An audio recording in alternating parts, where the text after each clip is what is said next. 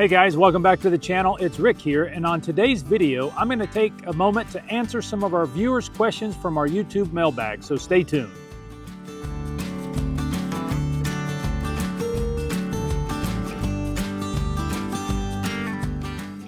Hey guys, welcome back. Man, it is just an absolutely beautiful day here in the upstate of South Carolina. As you can see, Lisa and we're camping here at Twin Lakes Corps of Engineer campground here on Lake Hartwell, just outside of Clemson, South Carolina. It is just an absolutely gorgeous day. Couldn't have asked for better weather to be out in the Airstream doing some camping. But as I mentioned in today's introduction, I'm going to take just a moment just to answer some questions that viewers have asked us, and hopefully you can find some benefits from this Q&A video that I'm going to do. But, you know, Lisa and we get all types of questions from all types of people regarding our Airstream, regarding retirement, regarding travel, and even personal questions that people want to know about us as well. And I want to just take a moment, kind of just answer some of the most common questions we have, and also just maybe point you to some additional resources that may help you along in your Airstream travels and your retirement lifestyle as well.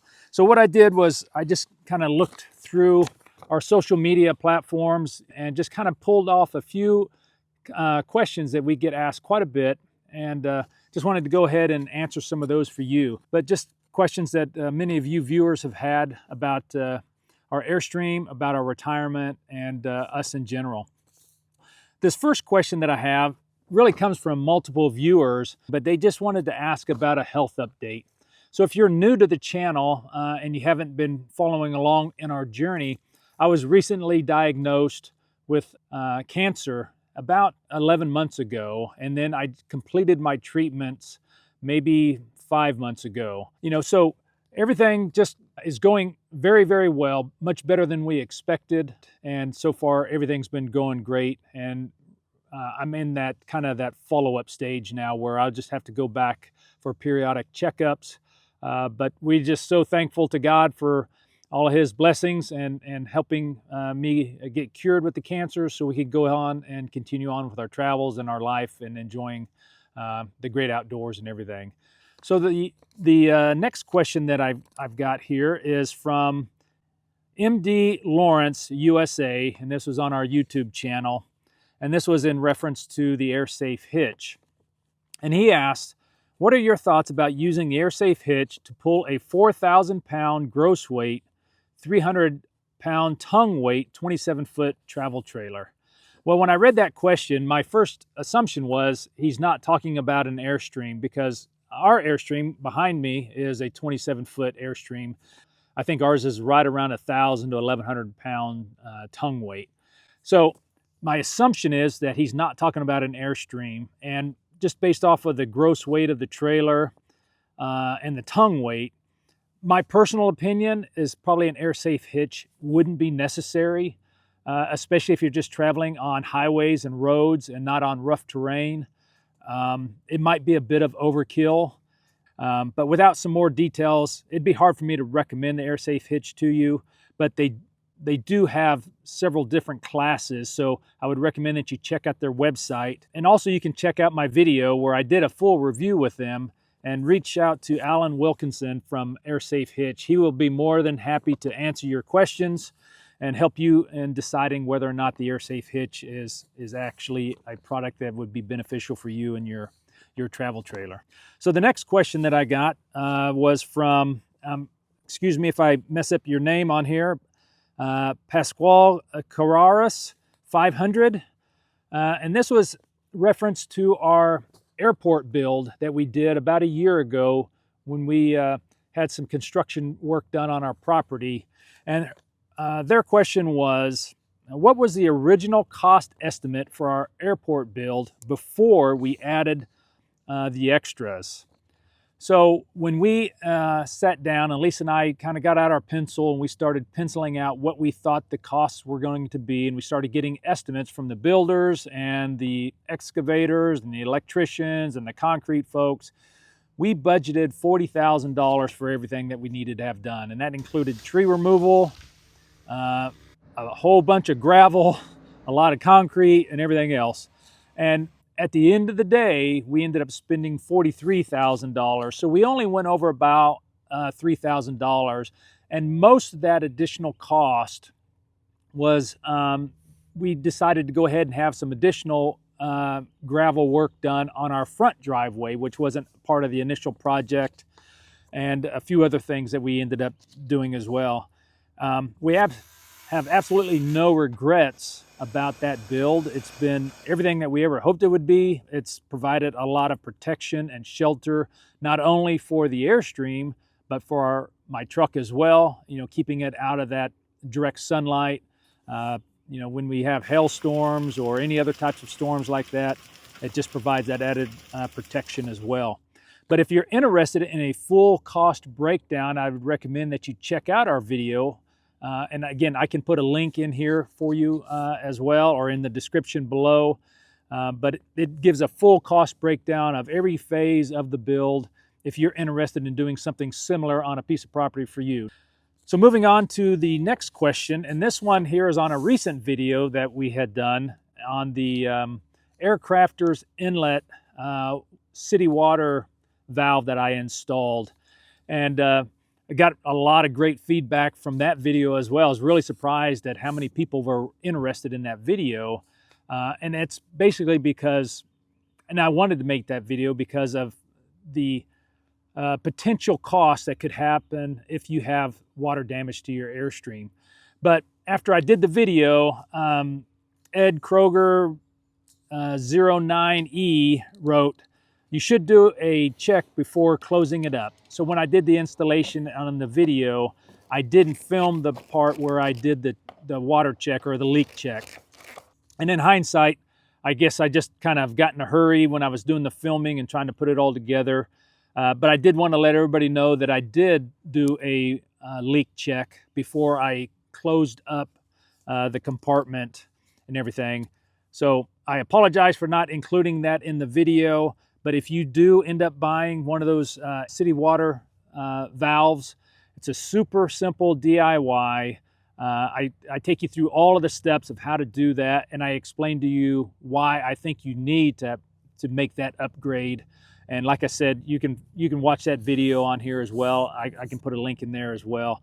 But absolutely, Ed is correct. You do need to do a leak check before you button it up, because there could be a potential that you got it cross-threaded or something like that. And last thing you want to do is do the repair, not do the check, and then you end up having a water leak that causes some water damage for you. Hey guys, if you own an Airstream, you need to check out NoLox Solutions. A family-owned business, Kevin and Deborah are full-time travelers on the road, meeting and supporting the Airstream community. On their website, you'll find premium NoLox products and maintenance essentials that'll make your Airstream life smoother. And if your Airstream door is giving you trouble, Kevin's the one to call for expert service.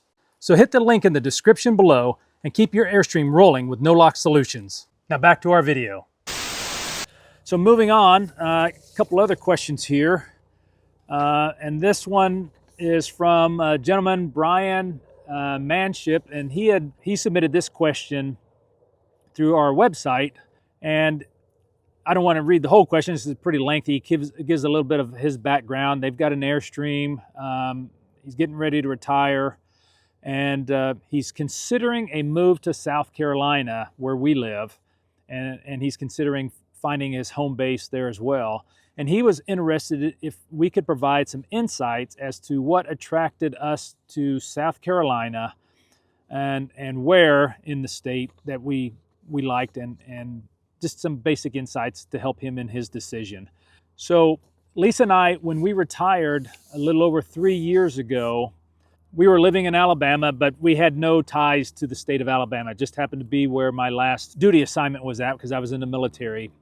And when we were going to retire, we had to figure out where we wanted to live. So we ended up moving into our Airstream, living in it full time and traveling for a little over a year.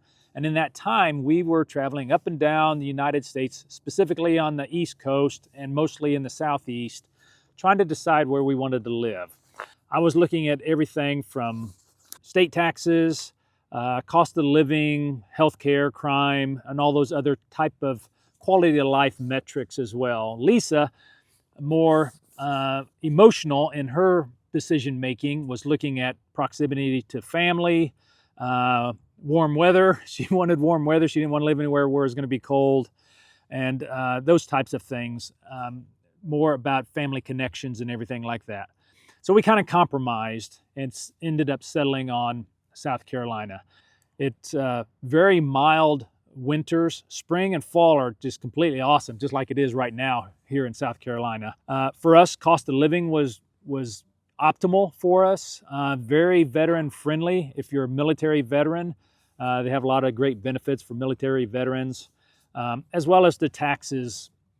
I thought were very tax-friendly state as well. Hopefully that answers your question on why we chose South Carolina, and I just want to wish you all the best in your decision. I think South Carolina is a great state, and if you happen to move here, maybe we'll meet up sometime and we can go camping together. So the next question that I have is from Brian Moore, and he submitted this also through our website, and he asked a question. He said, a while back, I recall a video that talked about your batteries not charging when plugged into shore power. Could you point me to the specific episode that was in? Thank you. Well, Brian, yeah, I absolutely can. I'll even do one better than that. Not only will I put a link in here for that video, I'm going to go ahead and cut away to that where I explain exactly what happened. So we'll go ahead and break away to that right now. So right now, our Airstream is hooked up to our 30 amp power. So I've got 110 coming in, 120. But if you push this into the storage position, just like that, the light remains on. So right now, I've effectively turned off my converter from being able to charge my battery. If I don't know that, then over time, the battery will be drained and you'll have a dead battery. And that's because, you know, some devices in here are still connected to that battery directly, such as your gas detector that you have in your Airstream. So you got to turn it back on to make sure that the converter is going to continue charging the battery or keeping the batteries charged.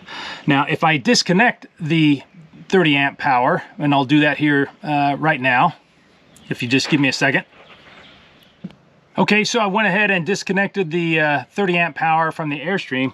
So what if I go ahead and put it in stow now, or in storage, you see how the light went off. So now I have disconnected the battery and the converter and everything.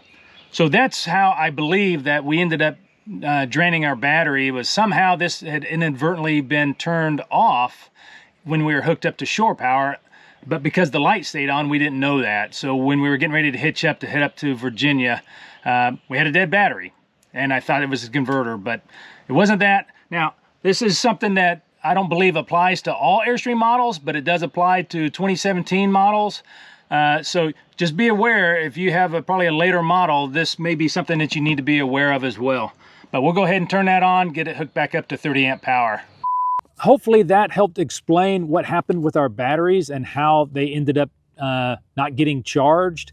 It's just something that is kind of one of those weird little anomalies that you just you learn with Airstream ownership, and hopefully that helps answer your question, Brian, and hopefully you don't have any problems with that as well. Now, I can't say that that applies to every Airstream, but it definitely applies to our Airstream, so we now know how not to disconnect our batteries and prevent them from getting charged. All right, guys, so that's going to do it for today's video. Thank you for everybody that submitted in questions. I really enjoyed taking an opportunity to answer those questions for you. If you have any other questions that you are curious about, you can go ahead and leave those questions in the comment section below on this video, or you can send them to us through our website or on our Facebook page. Just follow us on social media and submit your questions that way. We'll do some of these mailbag type videos periodically because it's just a great way for us to engage with the audience, share some insights, a little bit of behind the scenes, and just answer your questions. So again, thanks for watching. If we don't hear from you, hopefully we'll see you down the road.